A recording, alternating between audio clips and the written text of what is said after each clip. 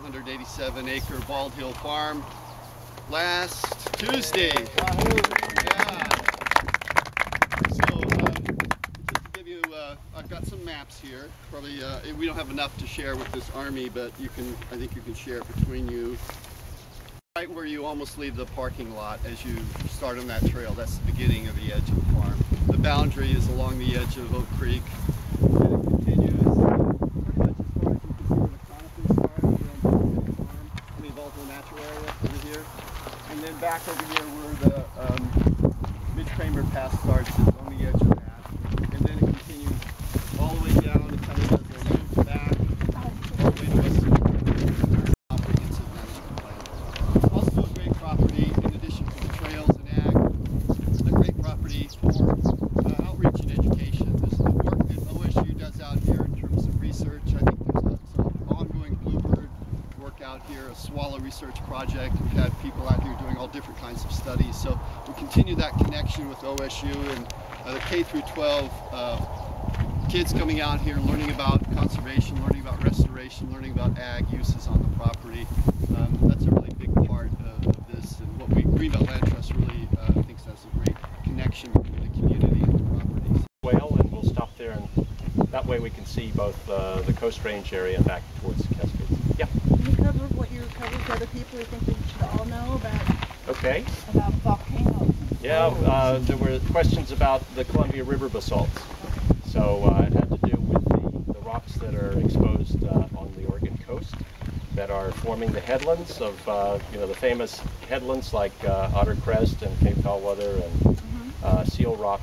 Those chemically, age, geophysically, they've all been matched to identical flows that all the way back to eastern Oregon and Washington.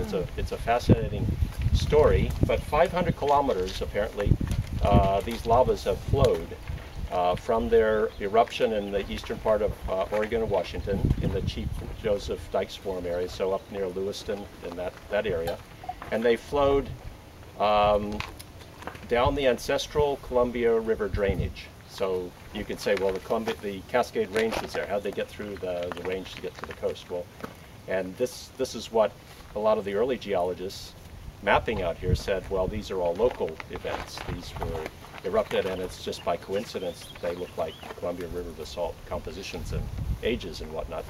But the story is that these lavas, when they're erupted, they're very low viscosity. They flow very easily, the viscosity of blood, about that thickness. So they can flow over a topography very quickly, fill in the topography, and make a flat surface, and then the next flow comes across and it builds up a layer cake. And some of these flows are absolutely huge volumes. They're on the order of 1,000 cubic kilometers. Outside of Salem are the Waldo Hills, if you know where that is. But it's quite a long linear feature, and for many years it was thought to be a very high angle, namely strike-slip fault. But Chris's work showed definitely that it is a very low angle, meaning that it's dipping to the west at a shallow angle, 10 degrees, and it's originally a thrust fault, meaning that the two sides are coming together and one goes up with respect to the other.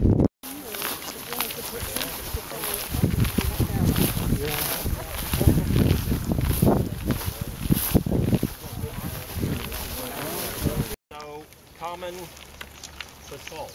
It's the most common rock on Earth. It's the rock that forms wherever you break the crust apart, whether it's on the ocean floor or at Yellowstone or in the volcanic arc behind it.